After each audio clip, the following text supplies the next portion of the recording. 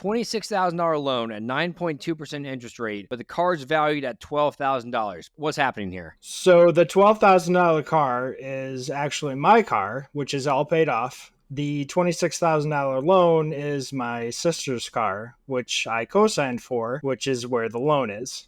Are you paying anything towards this right now, or is she keeping up with the loan? She's not. I have put about $12,000 in the last year and a half. I am Josh. I'm 40, and I'm calling from Rockford, Illinois. And what do you do for a living, Josh? I am an area manager for Amazon. And how much you make a year doing that? $80,000 base. Is it bonus? Is it overtime? I just started in December, so I have a sign-on bonus that's going to be starting next December, and then RSUs that will vest throughout the first 4 years of my tenure there. And then I also donate plasma twice a week. It's about $100 a week. Okay, so $80K base. And you just started doing that in December. What did you do prior to this new role? I worked for FedEx Freight as an operations supervisor. When I left there, I was making about 71, so I got a little bit of a bump. How would you kind of, looking at your current financial situation, how would you kind of define your situation on a scale of 1 to 10? I would give myself a solid 3, maybe a 3.5. Being honest and giving yourself a solid 3 then. Okay. Why do you rate yourself at a 3 currently? For my age, I'm very behind for retirement, and that concerns me. And I'm just a little bit above the paycheck to paycheck stage. So, okay. Well, let's dive into the different debts we have then. Do you have them in front of you, or do you want me to list them off? I've got them memorized, but if you want to list them off, that'll work. Okay. I see student loans for $28,000 at roughly 4.4% interest rate. I see car loan for $26,000 at 9.2% interest rate. I see other debts you put $43,000 at 14%. I believe that's the HELOC. Yeah, the home equity loan. Okay. And that's at 14.2%. And then we have a mortgage for $87,000 that's remaining at 3.5%. Is there anything else I'm missing? No, that's all my debts right now. No credit card debt right now? I have been fortunate to pay them all off, and I keep them paid off at each month. Okay. So that brings total debts to $184,000. And then assets, house looks to be about $162,000 right now is the current value. Yep. We've got current value of car is $12,000. So I got some questions on that. Retirement accounts, $13,000. Is that all 401k? Is that Roth IRA? That's my 401k. I mean, it's actually up to 14 now because of the stock market going up. Okay, $14,000. Non-retirement accounts, $1,100. And then savings, you put $13,500. Which is actually like 15 because I was able to throw some more money into the high yield savings. Okay, so that brings total assets to about $204,100, which puts your net worth at $20,100. Does that sound about right to you? That sounds about right, yeah. Okay, so we'll start with the car then. We've got a $26,000 loan at 9.2% interest rate, but the car's valued at $12,000. Please, what's happening here? So the $12,000 car is actually my car, which is all paid off. The $26,000 loan is my sister's car, which I co-signed for, which is where the loan is. So, okay. Family and finances, that's where the fun is. Yes. Are you paying anything towards this right now, or is she keeping up with the loan? She's not. She's not keeping up with it. I have put about $12,000 in the last year and a half. You're kidding me. No, that's definitely the anchor that weighs on me the most right now. When did you co-sign for this car? It was December, November of last year, of 2022. Sorry. Okay. 2022. Okay, so over the last 16-ish, 18 months, you've put in $12,000. Roughly, yeah. What kind of vehicle is this, and what did y'all buy it for? It's a 2020 Hyundai. Is it SUV? It's a crossover Tucson. It's a Hyundai Tucson. And what did y'all buy it for? She needed a car. At the time, she was working 2 jobs and said that she would be able to cover the payment despite my reservations. So, yeah, she totaled her previous vehicle, which I was also co-signed on, but was significantly less per month. What was the purchase price of this car? $28,000. So it's gone down $2,000 over the last 12 months? I believe so, yes. I mean, I guess the amortization schedule on that's probably not pretty. No. It might have been a little bit higher with taxes and fees and all that junk thrown on. Yeah. Do you know what the current value of it is? Credit Karma says about 16. So upside down 10,000 on it right now. Yes. Oof. What is the monthly car payment on this? It's 550.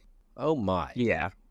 I don't even know what to say with that tough spot because it's your sister, you love her, but also a absolute horrendous decision on both y'all's part for signing this 14 months ago. And I guess your options right now at this point are one, stop paying towards it and gets repoed eventually, or your sister figures the stuff out and pays for it. That will destroy your credit. That will not be fun for you. Option two is you continue to pay it. Or option three is, can you sell it for closer to 20,000 and she goes and gets another car? Have y'all talked about any options? What is the conversation between y'all right now? The option 3 with a little bit of 2 in there is really where I'm standing right now. Is maybe we just need to sell this, get a private personal loan to cover the difference, and then you get something far cheaper. So I've put that to her, and that I think that kind of scared the fear of God into her, and so I'm hoping that going forward she'll be able to start covering the payments. Otherwise, I am gonna have to look at selling it and covering the difference, and then she's just on her own.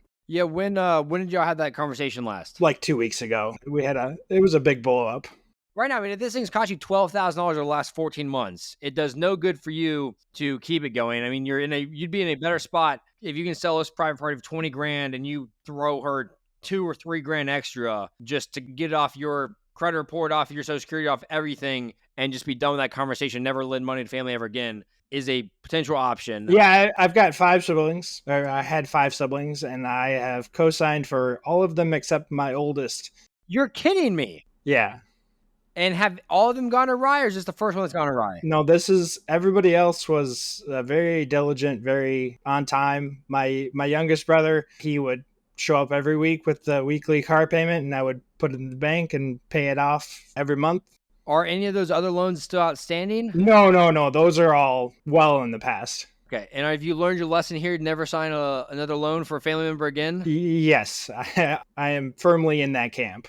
I mean, because $12,000, I mean, just to put in perspective, that's a couple of trips to Italy you could have gone on. That is upgrading your car. That is paying off some of the different debt that you have on student loans. I mean, that's most of my emergency fund. That's your emergency fund. That's things you can do with your kids. I mean, that is not a small chunk of money that you've had to foot the bill for your sister. How old is your sister? She is 25. She'll be 26 this year. And is she working? Does she have a full-time job? She has a 3/4 full-time job. She works for a coffee shop inside of a grocery store.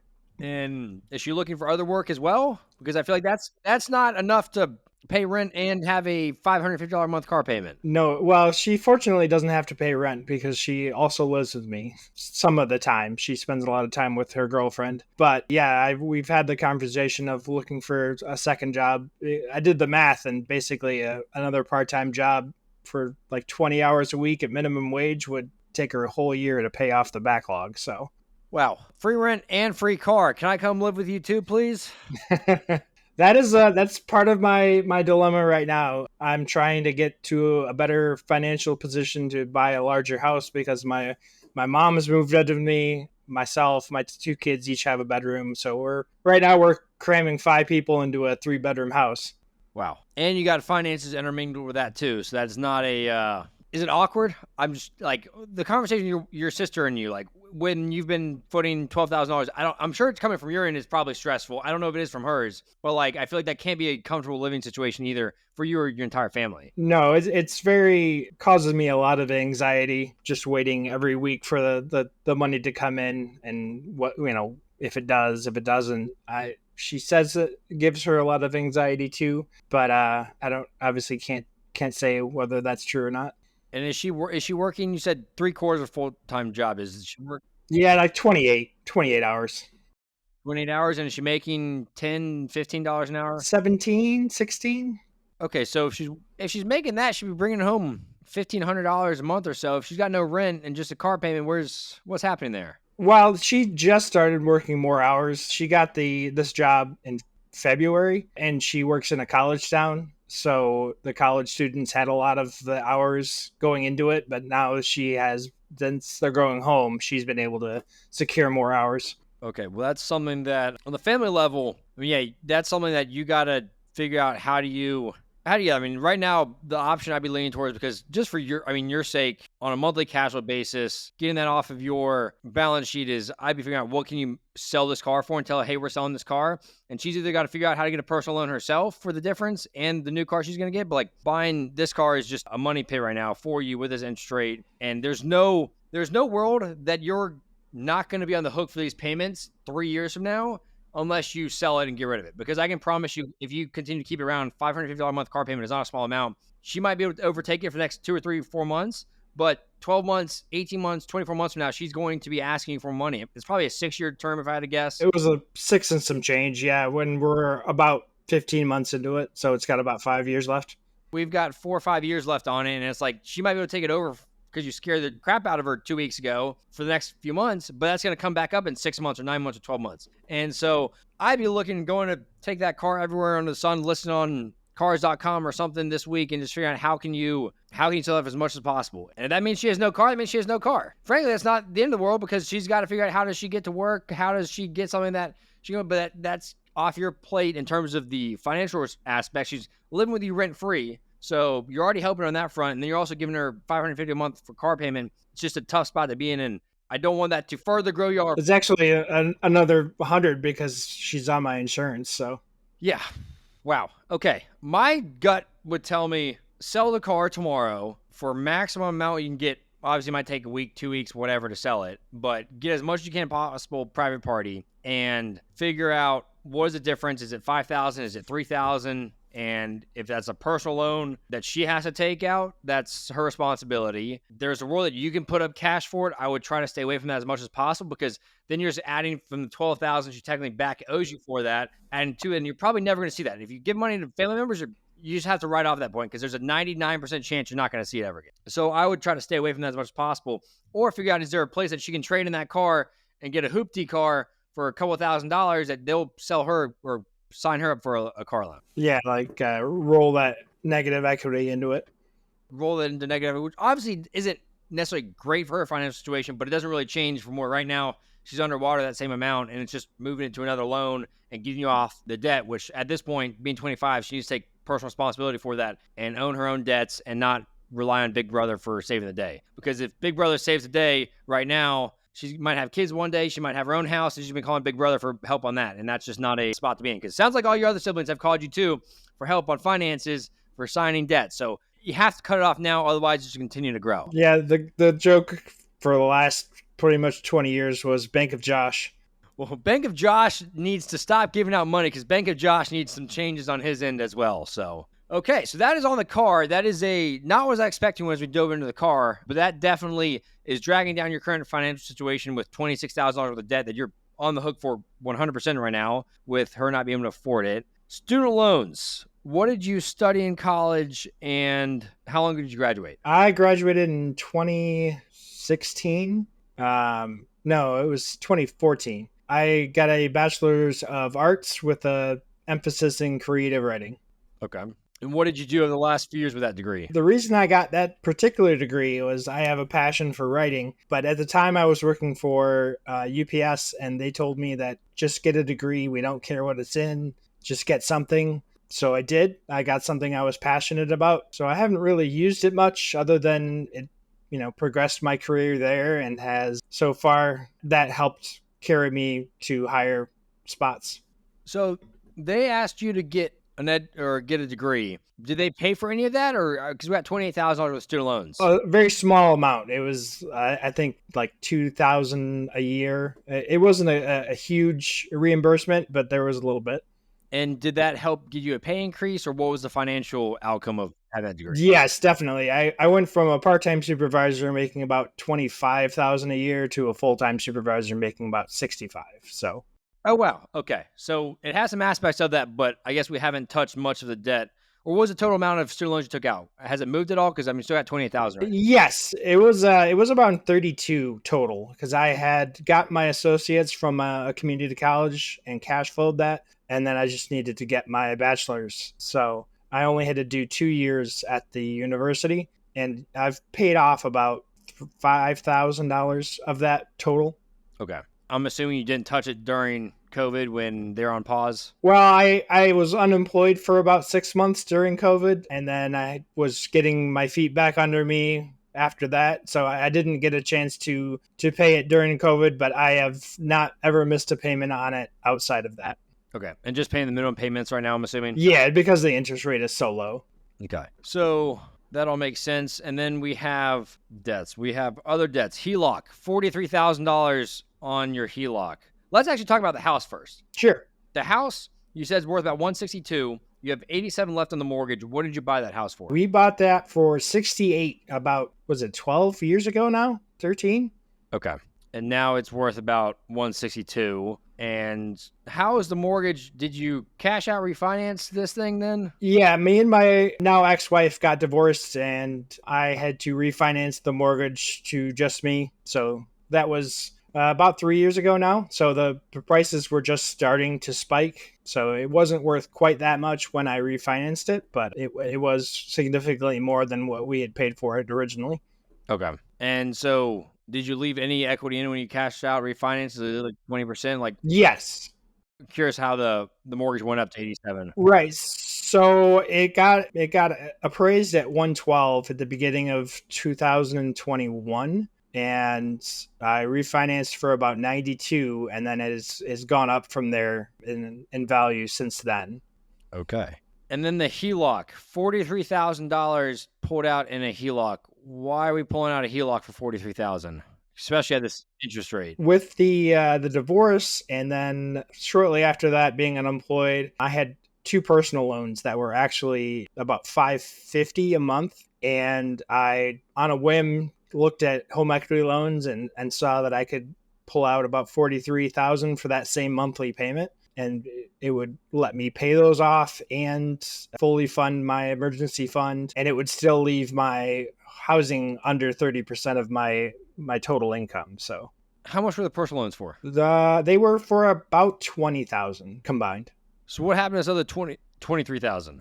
So 20,000 was for those. About 14 is where my emergency savings came from, and then I had a $3,400 credit balance that I paid off. That was my last credit card to pay off in full, and that had come the end of last year. I quit my job and was looking for a new one and kind of living off of a little bit of savings and a little bit of credit cards. So I combined them all into a zero interest balance transfer. And then when I did the home equity loan, I was able to pay that off. And then my car needed some work. So that was 2,000. My kids needed new bedroom furniture entirely because I hadn't upgraded it quite yet since they were younger. So that was another about 1,600. Okay. So we've got a whole bunch of stuff that was used for, which, can you explain the rationale? I'm trying to understand. Having an emergency fund at $14,000 is great, but when it's costing you 14% interest on the HELOC, what's the reasoning behind that? I wouldn't have been able to put the emergency reserves in place with the personal loans were over 20%. So I was already. Well, I'm saying why take out the 43 versus take out less, do this student loan or personal loans only, pay those off if it's a lower rate, and have it in this consolidation HELOC basically, and not take out $14,000. You got $15,000 in your bank right now. We have a 14% interest rate on your car loans. You're just basically burning money right now with that in your bank account versus paying off the HELOC. Yeah, I guess that would be one thing that if I could redo, I would redo. But I guess not having the emergency reserve after losing my job in 2020 and quitting last year from one job, it just was had a really big psychological effect of not having that reserve, and I just really had to have it for my mental health kind of a thing. I get that having that cash, I guess, in a way, kind of gives you an illusion that you're comfortable, because right now you're not. You shouldn't be when you got a 14% HELOC and you've got your sister's car loan for 26,000. It's like that money's not inherently yours in your bank account, because if your sister stops paying, which she has, it's going directly to that. With a HELOC, if you stop paying that, then you can lose your house, and like that money is not technically yours. Well, the car isn't coming out of savings. My monthly budget has just enough room to pay that as I need to, and it doesn't have to pull from the savings. So I would say that's the really the only saving grace there is my current budget has room for both the home equity loan and the car and not having to draw off as the savings. So the HELOC monthly payment is about 500, looks like, a month. 524. 524. Okay. And what is the mortgage payment? It's 965. Okay. So you're saying combining those basically is your monthly payment of $14.90 basically a month. Yeah. And I pay a little bit extra towards the home equity loan and towards the house. So Yeah, that is not a fun or cheap interest rate to look at, though, for the HELOC. no, 14% is pretty rough, but it's better than the 20% there, and the 30% on credit cards is the way I was looking at it. It is. It is better in that regards, having a lower interest rate on that. It saves interest, but it doesn't solve the problem, which is we've got a bunch of different debts that are kind of all over the place that I think is just a mess. And having money in your bank, I've had the same debate with a friend who has a HELOC on his house. He's got 11 or 14% now, and he's got money in his bank account. I'm like, pay it off. You have the cash paid off because you're just burning money right then. But he's resistant to that. And that's, yes, maybe you want to have a month of emergency expenses in your bank account. I can understand that. Dave Ramsey says $1,000. Some people say do a month. Some people say 2 months. I'm in the boat of, hey, that money is not yours. It doesn't really help you. Worst case scenario, especially like with high interest rate, like credit cards, like you're going to end up back on a credit card. But in your situation, you got a HELOC. Worst case, you could probably draw another HELOC on your house if you quote unquote needed to, which the goal would to not do that, but it's like worst case that the situation you could end up in. And kind of where my thinking is with the RSUs that are going to vest over the next couple of years, that'll give me enough reserve to pay that off if I needed to. I'd be wanting to pay it off as quickly as possible because it's like right now, saving an emergency fund, investing makes no sense right now with some of these different debts we have on the table. So, but the HELOC, that's just the biggest thing I'm more worried about because it's 14%. It's tied to your house. It can be a crapshoot with that. I don't know if you can get a personal loan that's lower interest rate than that because it's not cheap right now at 14%, but also interest rates are higher right now than before. So probably hard to do that. So, but it kind of puts you in a weird spot when you have this HELOC is you can't start saving for retirement, which is something you stated you're behind on. And you can't really save an emergency fund because, I mean, you have an emergency fund, which, again, like I said, I'd be using that towards paying off this HELOC because it's such a high rate and you're burning money basically doing that. And then the HELOC is just a big balance, which is not going to go anyway anytime soon. That's not a quick debt to pay off. $43,000 is not a quick debt to pay off. It's not going to happen in probably the next 12 months. It's going to be a multi-year process. So I'm just worried about sitting that around for a while and not making any progress on it. But I want to kind of dive back into your childhood upbringing and I guess your family, because it sounds like your family has a lot of experience with debt, given that Josh, the bank, has co-signed a lot of loans. So tell us a little bit more about you, about your background, about your upbringing and your family dynamic when it comes to finances. Sure. I am number 2 out of 6. So I am on the older end of the spectrum for my family.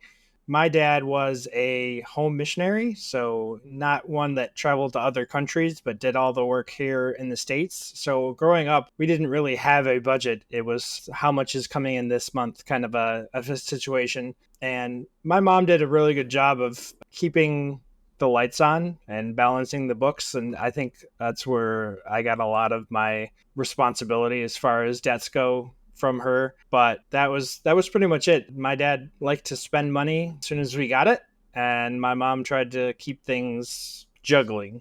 Is there one or two pieces of advice I ever gave you about finances growing up, or did they ever talk to you about finances? There weren't a lot of conversations about finances, mostly just watching my mom through the ledger and try and balance everything out. We did had a school assignment. We were homeschooled. We had a school assignment where we had to play a video game, and it was one of those tycoon games. And whatever the profit was for that month, we could use that to pay rent and groceries and utilities. So that was a really big learning experience, just to learn how to balance a checkbook and allocate funds. Did you talk about finances at all with your mother today, now that you're older? A lot more now, yeah. I'm trying to help her, not financially, but through advice and like a budgeting spreadsheet. Excel and Google Sheets are my guilty pleasure. So just helping her get everything back under her feet. My dad passed away about 10, 11 years ago now, so it's been a long time, but just trying to help her learn how to balance her funds and save and everything like that. She has a very not seasonal job, but it's busier in the summertime, and just talking to her about if you put this much away during the summer when you're busier and making more, then in the wintertime, anything you do make can be extra. That makes sense. Does she get any Social Security, or is she at that point? Not yet. She's waiting until she can get the full draw.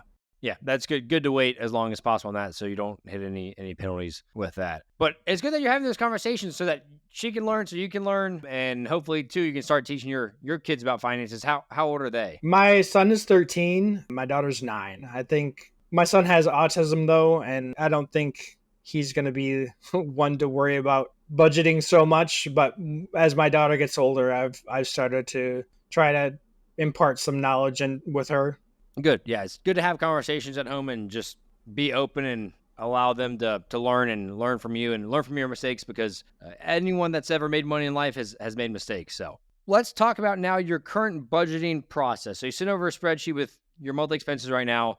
What does that look like for you on a monthly basis when it comes to managing every single expense? What do you do? Do you use spreadsheets? Do you track every single thing? What does it look like for you? I have a Google Sheet that has all of my set expenses, and then it has all of my somewhat variable expenses like groceries and a little bit of eating out. But I assign myself a certain amount for each category every month, and then I go in and plus X amount in the Google Sheets, and it turns red if I go over my limit. Okay. So you track every single expense. And so every single thing that goes through a credit card, through a debit card, is put in the spreadsheet and categorized properly. Yes. I don't do anything with my debit card. Everything goes through my credit cards, and I track them religiously.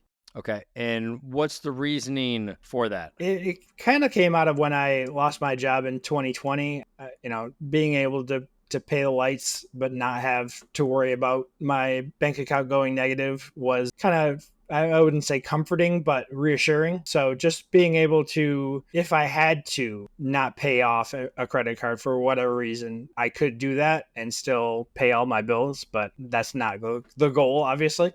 Yeah, because I see we have a bunch of credit cards right now. Yeah, nine altogether. 9? Yes, but 5 of them are unused. They see no action other than if we have like a family dinner and then everybody chips in their share and I pay it off. Talk to me about the reasoning behind 9 credit cards. Well, I had about 5 going into last year, and then the Credit Karma Guarantee kind of gets you. But I don't have them on any of my digital apps. I don't have them on my Amazon or my Google Pay, and they are hidden away. So you just got a wallet with 9 credit cards in it. They're not even in my wallet. They're in the cabinet, and if I ever had to use them, I would, but they are collecting dust. They need to collect dust in the trash. That's 9 credit cards. I've been there, done that, played the credit card game. And right now, like looking at your finances, I know sounds like you're on top of it when it comes to Excel and keeping track of it, but having 9 cards makes it very difficult to keep track of, manage it. Stuff can slip under the cracks, stuff spread out. I'm not a fan of having that many. I have 1 or 2 that I use, and that's all we use, and it's just straightforward and easy. 9 just makes it, to me, you're overwhelmed by not having money in your bank account. I'd be overwhelmed by having to look at 9 different credit cards and then different bank accounts and everything else in between to keep track of. Well, what does add a little bit of simplicity is that there's 2 of those, like 2 sets that are on one app. So like 2 cities and 2 Capital Ones that are on one. So a little easier. But It's still 9 different cards. Well, I never have to open 2 of them because I don't spend any money on them ever. Nothing's assigned to them. And then the 4 that I use regularly each have their own category. So one is for utilities and recurring monthly necessaries. One is for gas, groceries. One is for kids. One is for me. But why do you need to do that versus just using 1 card and putting them all in 1 card? I think it's just a thing in my head where it keeps it straight. But if you have it categorized in your spreadsheet, then it's okay. It's all the same thing. It should be okay, yes. But it should be okay. And it's just, I mean, I don't know if you're trying to do it for the rewards, like 1 card, whatever, because like the marginal amount that you might spend on 1 card versus another for that extra 1% is not going to change your life. No, the rewards are not a concern. They're a nice, if I notice I have them, that's fine. But I don't rely on those at all. Yeah, I'm just looking at all your different documents, and there's just a lot on here. We're going to dive into it because I do see some interest charges on some of these credit cards. We're going to talk about that in a minute. Before we get to that, I want to kind of run through the budget that you sent over to me. And so You have your net income about $51.50 a month you're bringing in after taxes. Are you contributing anything to your 401k right now? Yes, I contribute up to my match with my work 401k, which is 4%, and they match 2. Okay, they match 2%. Okay. And then we've got your mortgage plus HELOC is $1,490. Home utilities about $670. Does that include Wi-Fi, gas? That's everything. That's Everything? gas, electric, insurance. And is insurance split out on that one? Like, Home insurance should be through your mortgage. no, car insurance. Car insurance. Okay, no, car insurance is separate. Okay, it goes on the same card. But yeah, all of the anything recurring monthly, gas, electric, water, trash, anything like that is, yeah. Okay. So, I mean, your mortgage as a percentage of your net income is not, I guess with your HELOC too, it's 29%, which is not terrible. Then we've got the home utilities. We got child support $975. So those total home necessities is about $3,134. We've got car insurance $215. So that's your car plus your sister's. We've got the car payment for $550. We've got gas for $200. I'm assuming you're paying for her gas if you're paying for her car and her car insurance. No, I'm not paying for her gas. Her cash spending is whatever she wants to do. And then groceries $500. Is that for you? That's for me, my mom, my kids. That's the whole house groceries. And your sister? If she wants anything extra than what I buy, then she can buy that. But I buy just enough to feed me and my mom, basically, and my kids when I have them. Okay, so $4,600 in total necessities. That is tight. That's 89% of your income is going towards necessities every single month. Leaves you $500 basically a month in non-necessities. So we've got subscription $66, eating out $250, and that's all you put on here. So your total living expenses about $4,915. So we are playing on a tightrope basically with where your expenses are right now. Yeah, with pretty much with the car payment in there, that's my entire savings budget. Okay, so we got to figure out how do we change this? What are some options here? We're gonna go through your monthly expenses too and see is this actually how much you're spending every single month. Hopefully it is if you're budgeting every single and tracking every single expense, but definitely I can see how it's tight. You put yourself at a 3 because you have no margin left over to even start paying off any of this debt or to start investing or to start saving. You're playing on a tightrope right now. So credit cards, I'm just gonna start with one of these because there's 9 of them to choose from. But I mean, out of the gate, this first card had a balance of $2,183. You paid $3,600 towards it, but then you also spent $1,573 on it. And we had $38.72 of interest on this card. That was the Quicksilver, right? No, this is the Amazon Chase card. Oh, the Prime, yeah. The Prime card. So we said we're paying off credit cards in full. What's happening here? We got $38 of interest on here. So the paying off the credit cards has been this year thing because I had about 4 months of not being employed at the end of last year. And like I said, I used what I could to stretch that, but some did go on the credit cards. But this was 2 months ago. Well, is it interest charged because I paid? Yeah, interest was charged when this statement closed on March 15th. That was the one I transferred over to the City Diamond card with the balance transfer. So that's where that was. I wasn't able to pay that one off. That was the last card I had to pay off. And then I balance transferred it all to the city. Or was that the Capital one? No, because this one has a statement in April and May too. See, this is what happens when you have 9 credit cards. You don't know which one's what. Yeah, I'll give you that. So, I mean, this is the Amazon Chase, and it ended the statement with $189 balance, and then in the month of May, you paid $2,100, you purchased $2,500, and ended with $537. No interest charged in this statement period. It looks like you paid $642 at the end of March, which maybe I guess got rid of that. Oh, you know what that is? I pay everything on the 1st because I get paid at the end of the month, but I haven't gone and asked them to move the cycle date. So when I pay, it doesn't overlap necessarily with when the cycle ends. So some will get accrued between when I pay it and when the cycle ends. So I really just need to go and have everybody move their payment date to the same thing, but I just haven't yet. Or do you not carry a credit card balance? Also, yes. Because, I mean, on here, I'm just gonna look through some of these transactions. This is in February. I mean, you work for Amazon, but you're also Amazon's best customer, it looks like. Because we've got a bunch of Amazon on here for $100. We've got Amazon for 16, Amazon for 7, Amazon for 43, Amazon for 11, Amazon for 4, Amazon for 6. Then we've got DoorDash for $29, DoorDash for $60, Starbucks, lottery. Why are you buying lottery tickets? That was a guilty pleasure I do very, very rarely, just for entertainment, essentially. Spend $20. We don't have room in our budget right now for entertainment. Is the issue. And it's like lottery tickets. It can be a high, it can be fun, whatever it be. I mean, I've seen friends buy each other lottery tickets for their birthdays, etc., and it's fun just scratch them off. But right now, when we've got no margin in our budget, we've got a HELOC at 14%, we've got our sister's car loan that we're paying everything on. It's like those guilty pleasures in life need to not be happening. I want you to be in a spot where you're financially secure, and the lottery sells that dream, but that dream doesn't happen for 99.999% of people. That's just not a smart thing to be doing right now. And then the Starbucks, my kids, I take them to school every Monday, and we have formed a tradition where they get a coffee on the way to school. A coffee. It doesn't have any caffeine in it. I'm all for that.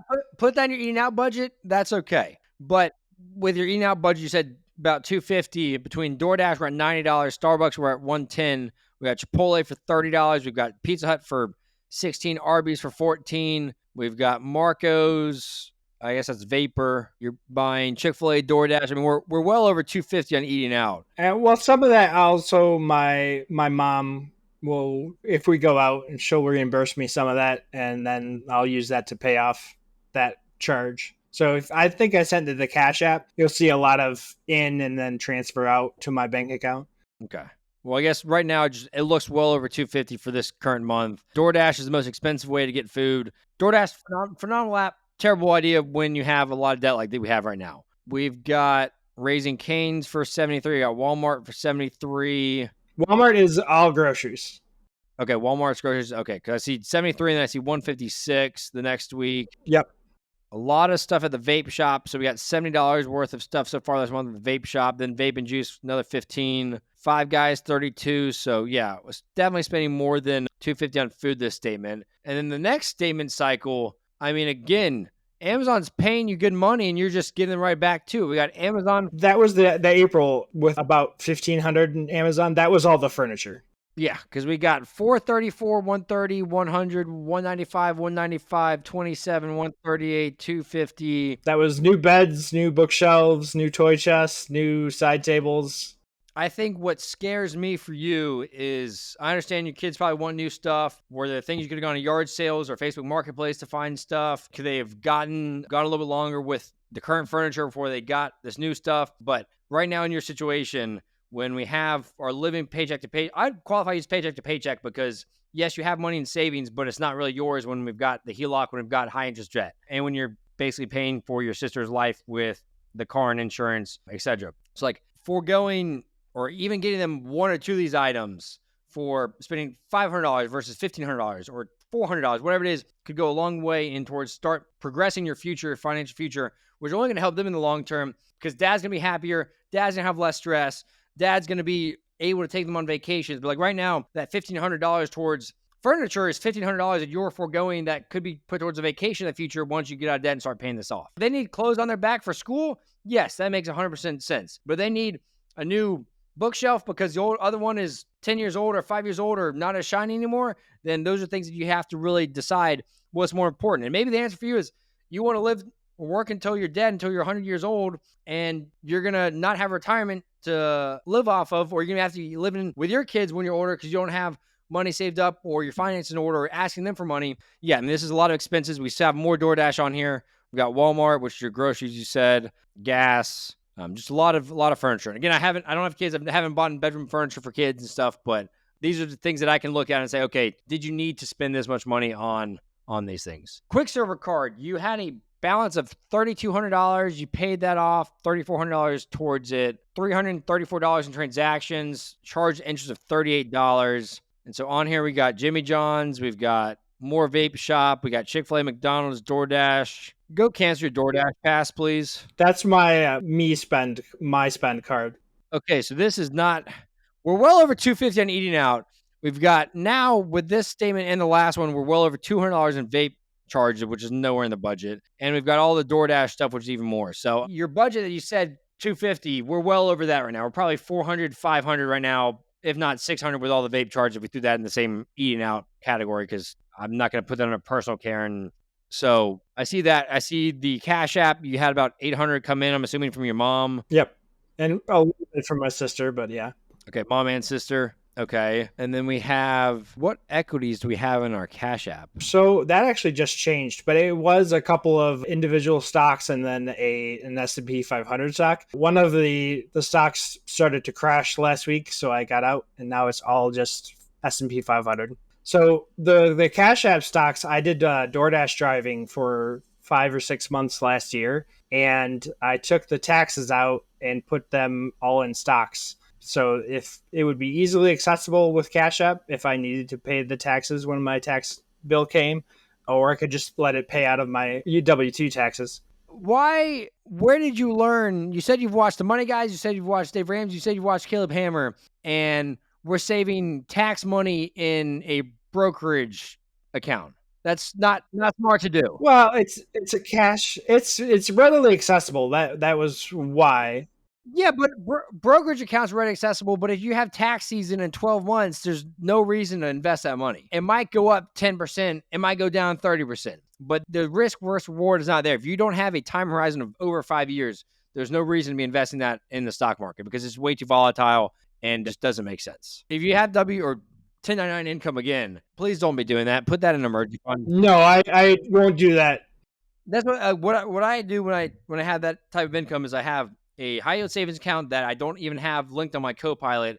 It's just a high yield savings account. I transfer money into it and I don't touch it until tax season. I started doing that. I did that mostly right before I really started to get into the financial YouTube scene. So a lot of that was in there already when I realized that was a bad idea, because the Ramsey and the Money Guy has been more recent, last 3 to 6 months. And mostly it was just Caleb Hammer, and he didn't really talk a lot about where to put 1099 money. So going forward, if I do go back to door dashing at all, I won't be putting that into stocks because I've had one that skyrocketed and one that crashed. So can I tell you something? You're not gonna be the next Warren Buffett. So single stocks, don't do it. Don't do it because it's just I've lost more money than I ever thought I would in single stocks a few years ago. So it's not a good ball game. Next card. We've got another Chase card. You pay that off, the balance off. You spend $891 on it. We've got cell phone bill on here. We've got car insurance. We've got gas. We've got... That's the utilities card.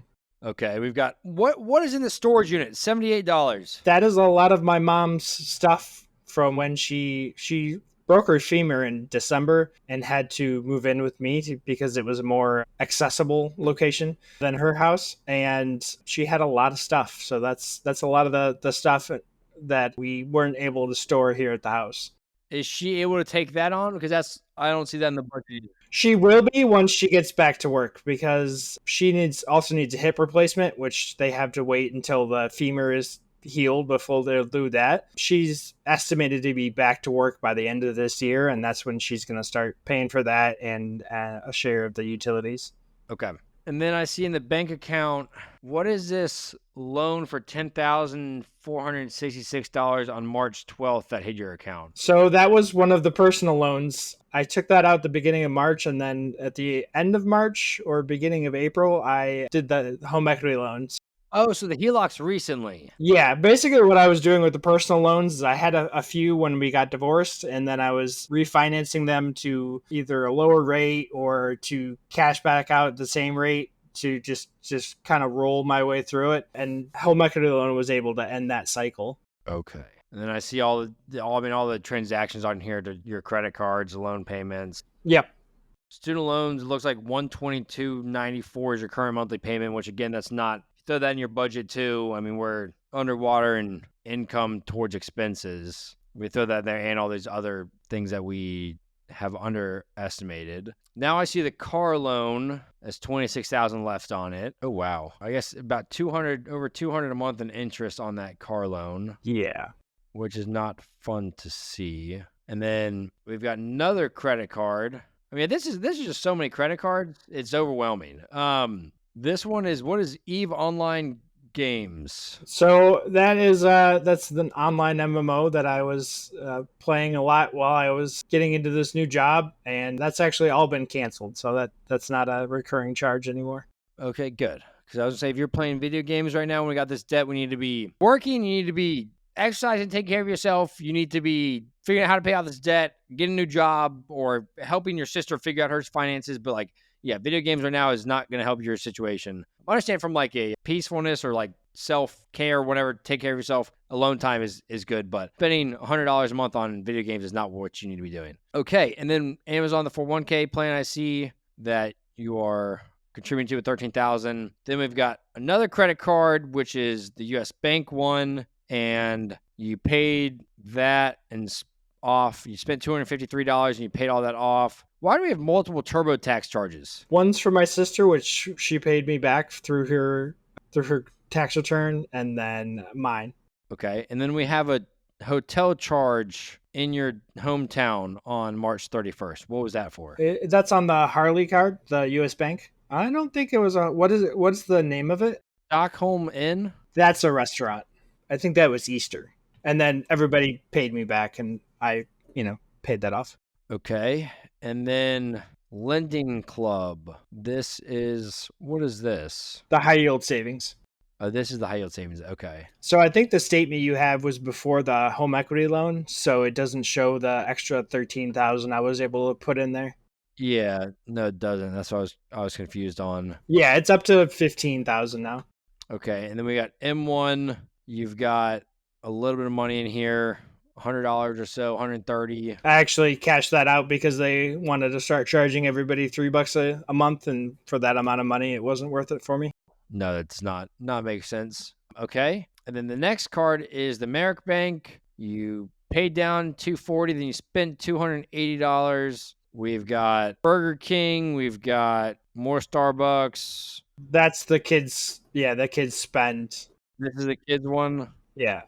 Okay. You pay that all off. There's no interest on that card. And then this is your mortgage, it looks like, on here where you want the payment of $950. And then we've got $400 in your public account as well, it looks like. Yes. That's actually up to 500 now. And this is mainly in ETFs, it looks like. Mostly, yes. There's some that's single stocks. Yeah, the Unity is the one that tanked like a week and a half ago, and I sold out of that one. Okay. And then we got a Quicksilver card. Do we go through or we went through this Quicksilver card? Is that Saver? That's the Quicksilver Saver that doesn't have anything on it. Oh no, this is a repeat of. It's a duplicate of April's Quicksilver. Oh, okay. So yeah, I guess first things first. Looking at this, I mean, there is, I don't know how many documents sent over. There's 23 documents sent over. Obviously, some of them are multiple months, but I would say from a simplicity perspective, that is overwhelming. So what I would do if I was in your current shoes right now, I guess you got a few things you got to figure out. One, how do you simplify this? Is it closing credit cards? Probably. Is it closing down to one or two? You do have cards you did get charged interest in the last 2 months on, so I would say shouldn't be really utilizing credit cards because they're not benefiting you if you're getting charged interest. If you are paying them off in full every single month, I have no problem if you use 1 or 2 credit cards. But using 9 of them is just sporadic. It has stuff all over the place. You're making your situation more complex than you need to. So if you can pay them off in full every single month, which you have most of them, you got charged like $30 worth of interest, so it's not a wild amount. If you can make sure you pay them off in full every single month moving forward, I would simplify it down to 1 or 2 cards. Pick what is the best one to use that you care about, whatever, and simplify it down.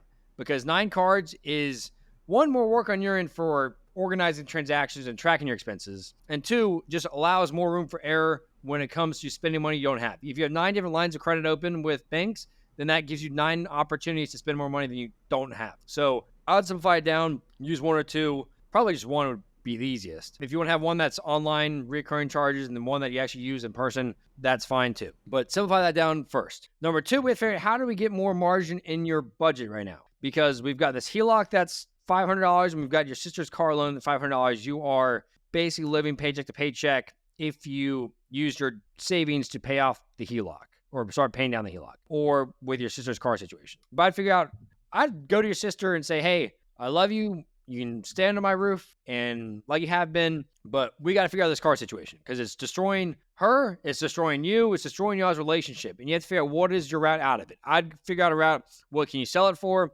And can she roll that negative equity into her own personal loan? And she's going to have to start figuring out how to get a job, get a new job, and start paying that off herself. She's 25 years old. She needs to take some personal responsibility for that. And you're not helping her by being the big brother that saves the day. And that's only going to hurt her relationship with her girlfriend one day. They combine finances because big brother is supporting her.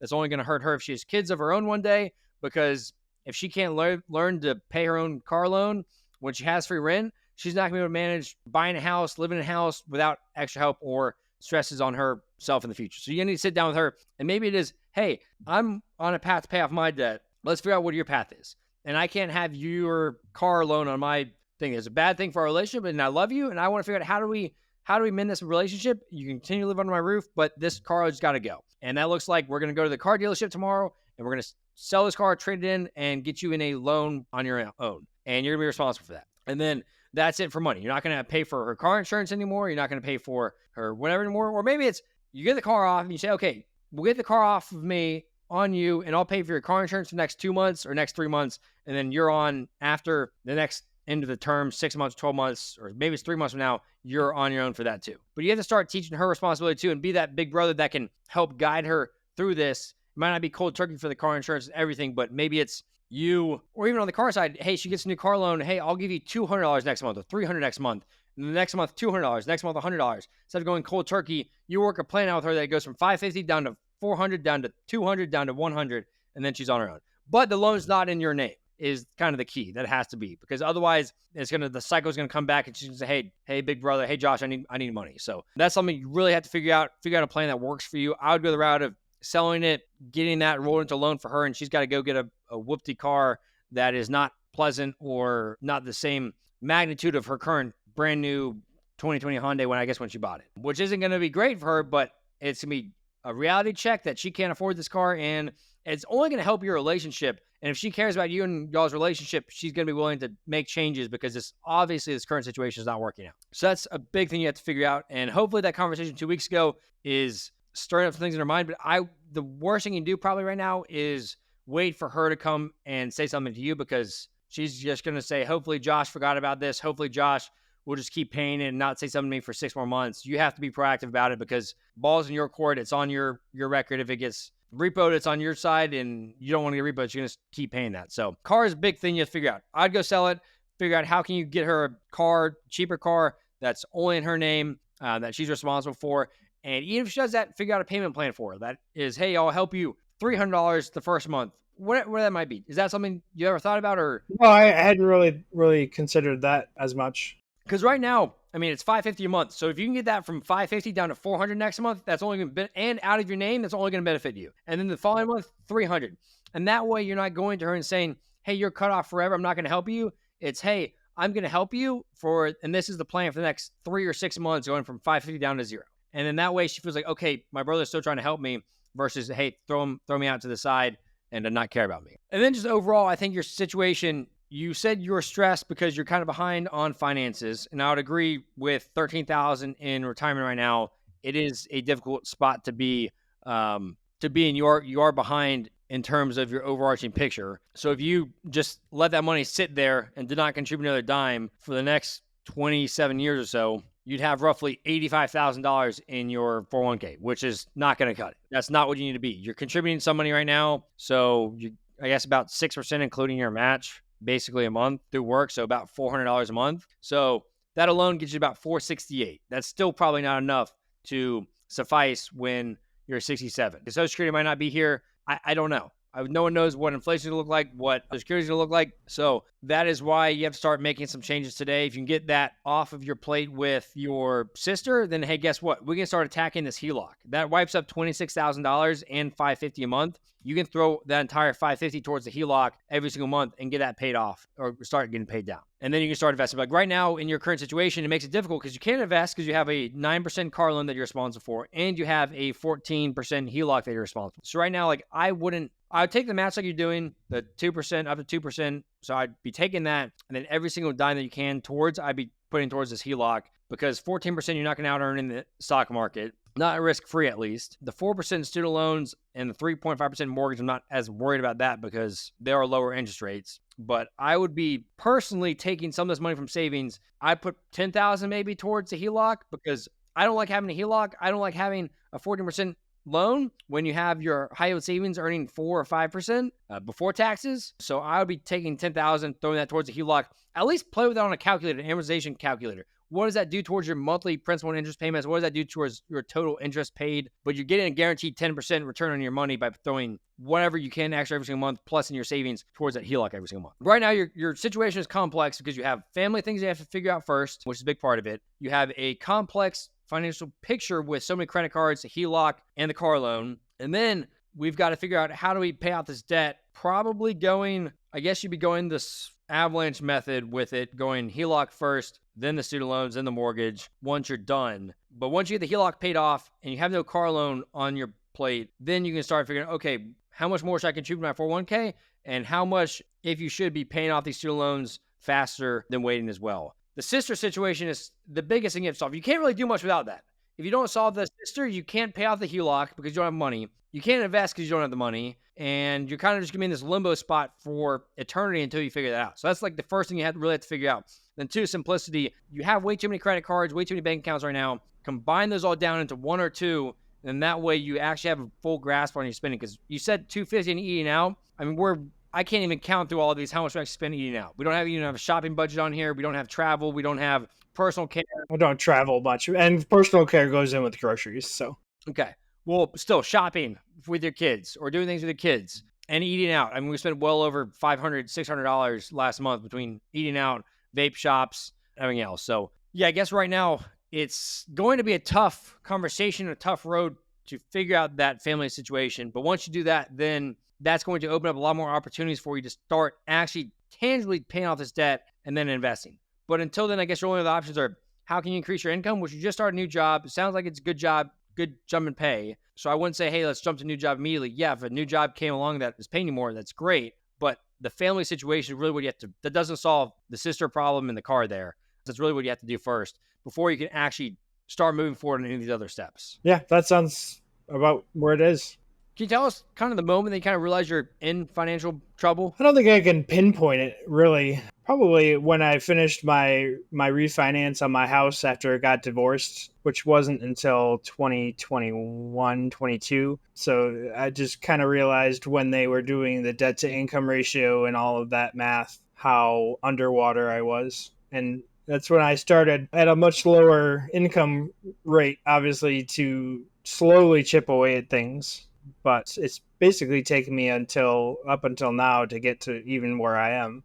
That's why it's kind of confusing in your situation, because we have the different debts that are high and you don't have margin in your budget. And so my wheels are turning like, what can you do from here? But it's really fix this family situation, then start attacking the HELOC, and then you can start investing after that. But it's a difficult situation because family and finances are never fun conversations. No, they're not. I think what you've said so far has been really helpful and just kind of pointing me in the right direction. And it really is just up to me now to carry out. What do you care more about in life? Is it eating out or is it paying off debt? I'm in the boat of, hey, I want to get out of debt as quickly as possible, because the same piece that you have having a fake emergency fund right now, I would say, is the same way that I think you'll feel even better with having no debt. I think you feel 10 times better having no debt. You should figure out what are your steps to get to there. The family situation is the most difficult one. We've had, it sounds like, a lot of experience or a lot of situations that involve debt with credit cards, with personal loans, with HELOCs. And I would say to you, the best thing you could do right now is to say no more to debt moving forward. Yeah, I agree. You have a mortgage, you have student loans, you have a HELOC, you've had credit card debts, you have personal, you've done it all. You have a car loan that's not even your car. And I think the best thing you can do is say no more to debt. No longer going to carry a balance on your credit card. If you can't pay for it right then and there, if that money's not in your bank account, don't buy it. If you can't buy a car, if someone else can't buy a car, don't co-sign it. Don't do it. HELOCs, don't do it. It only puts you further behind and puts you in situations where now you feel far behind and it's hard to get out. It's very easy to go get a loan. It's very difficult to get out of a loan. And right now you're in a situation where paying off the HELOC, paying off, even getting the $550 back from your sister and the insurance, so $650 a month, it's going to take you years to probably pay off this HELOC because it is $40,000 and because it is 14%. So I would say no more to debt, close down the credit cards, consolidate down to one or two, and then make sure you stick to a strict budget moving forward. So, Okay. What is one key takeaway you could say you had from this experience? Definitely don't sign for family members' cars. Which this is my last one. Nobody else is getting my signature. So what? 4 out of 5 of them got it already. Yep. So the one sibling is going to be the one that didn't get Bang Josh to help them out. Well, he was my older sibling anyway. So why aren't people going to him for the money then? That's a long story. If you enjoyed this episode, watch another video. YouTube thinks this video on screen will be your favorite.